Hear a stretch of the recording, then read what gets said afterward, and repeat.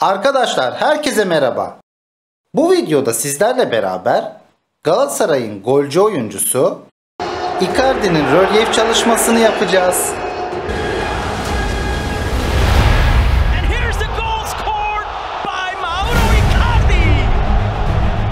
Ne duruyoruz? Hadi figürümüzü yapmaya başlayalım. Öncelikle Icardi'nin resimlerinin çıktısını alıyoruz. Sonra bunu karşımıza yapıştırıp kesme matımızı önümüze koyuyoruz. Çalışmamızı bu kaidenin üzerinde yapacağız. Elimize aldığımız polimer kille kaidemizin yüzeyini kaplıyoruz ve bunları iyice yapıştırıyoruz. Icardi'nin referans bir fotoğrafını alıyoruz. Bunu kaidemizin üzerine yapıştırıp masamıza koyuyoruz.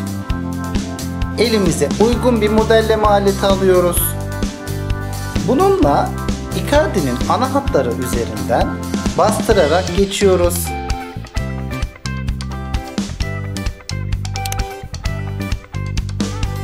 Takiben fotoğrafı kaldırıyoruz. Şeklin dışında kalan parçaları kaidemizin üzerinden alıyoruz. Yan yana olan iki yüzeyden geride olanının parçasını azaltıyoruz. Bıçağımız yardımıyla gerekli yerleri kesiyoruz.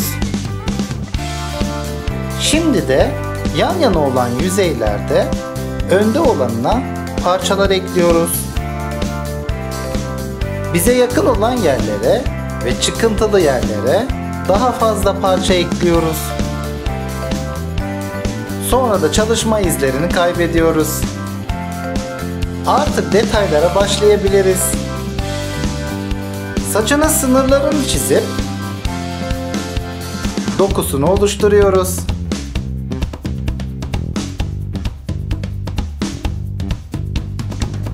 Kulağının içindeki fazla parçaları kesip şeklini veriyoruz. Boyun çene ayrımını oluşturuyoruz. Burnunun şeklini veriyoruz. Yanak çizgisini çiziyoruz. Ağzının sınırlarını oluşturup çenesinin şeklini veriyoruz. Dudaklarını koyup yapıştırıyoruz. Dişlerini oluşturuyoruz. Dudak burun arası ve yanağındaki gamzesi. Şimdi hafif bir şekilde sakallarını oluşturmaya başladık. Burası da boynundaki detaylar. Sağ gözünü ve sol gözünü oluşturuyoruz.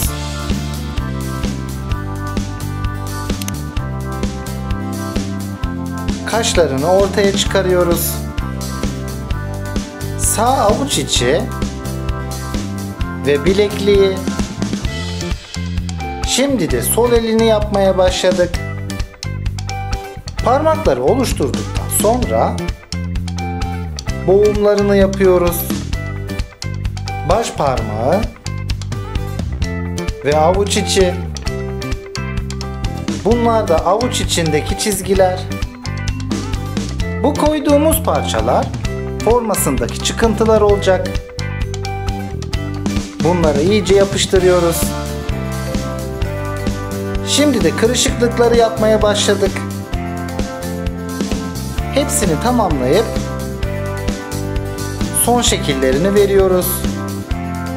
Uygun bir modelleme aletiyle formanın dikiş izlerini yapıyoruz.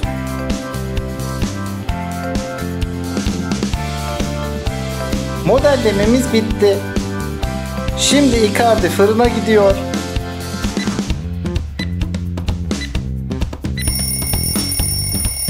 Icardi fırından geldi. Şimdi bunun arkasına bir kaide daha koyacağız. Koyacağımız bu kaidede logomuz da olacak. Ortasından bir çizgi çiziyoruz. Uygun bir yeri işaretleyip burayı deliyoruz. Bıçağımız yardımıyla deliği genişletiyoruz. Çalışmamızı ters çeviriyoruz. Elimize kuvvetli bir yapıştırıcı alıyoruz. Ve bunu çalışmamızın arkasına bolca sürüyoruz. Deldiğimiz kaideyi buraya yapıştırıyoruz. Artık istersek Icardi'yi duvara asabileceğiz. Boyamaya başlamadan önce elimize maskeleme bant alıyoruz. Boyanmasını istemediğimiz yerlere bu bandı yapıştırıyoruz. Sınırlarını bıçağımızla kesip fazla parçaları çıkartıyoruz. Bu işlemi her yerine uyguluyoruz. Arka fonunu boyamayı düşünüyorsanız bu aşamayı geçebilirsiniz.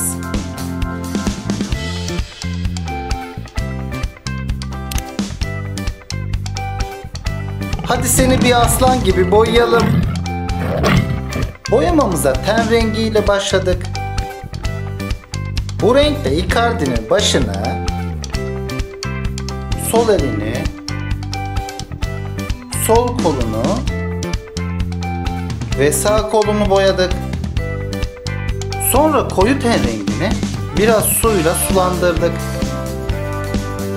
Bununla girintili yerleri boyayıp fazla boyayı peçeteyle sildik. Kahverengiyle saçlarını, sakallarını ve kaşlarını boyadık. Açık sarıyla saçlarının üzerinden geçtik. Beyazla dişlerini ve gözünü boyadık. Mavi ile renkli kısmı, siyahla göz bebeği ve kirpikleri boyadık. Bu da diğer gözü. Tekrar beyazla bilekliğini boyadık. Dövme rengini elde etmek için mavi, yeşil ve siyahı karıştırdık. Öncelikle çok belirgin olan dövmeleri çizdik. Kalan kısmını ise kafamıza göre boyadık.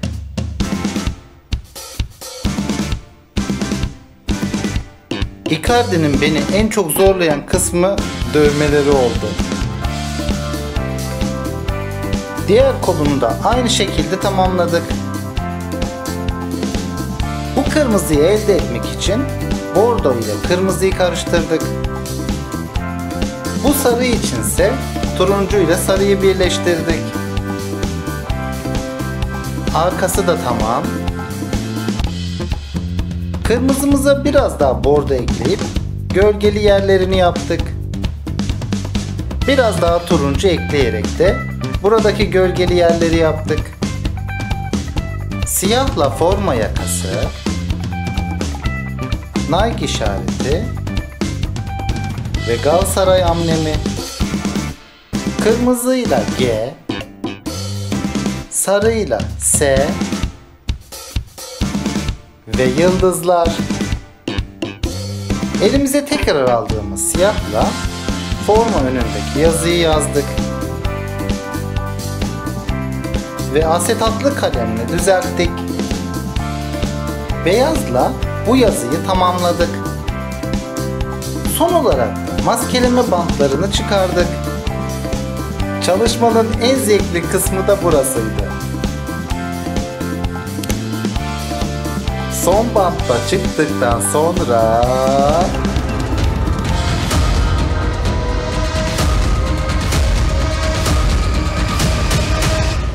İşte karşınızda Icardi. Videomu izlediğiniz için teşekkür ederim. Attığın gollerle Galatasaray'ı şampiyon yaptı. Aynısı olmasa da fena da olmadı bence. En azından Galatasaraylılar beğenir diye düşünüyorum. Icardi, dövmelerini yaparken anam ağladı ya. Seneye buraya bir yıldız daha gelecek gibi duruyor. Sosyal medya adreslerimizden paylaşımlarımı takip edebilirsiniz. Rölyef çalışması böyle karşıdan güzel. Ama yandan bakınca pek bir şeye benzemiyor. Çalışmasını görmek istediğiniz karakterleri video yorumlarına yazabilirsiniz. Söylenmedi hiç sana layık düşler benden önce. Kanala da abone olmayı unutmayın. Başka bir figürde görüşmek üzere. Hoşça kalın.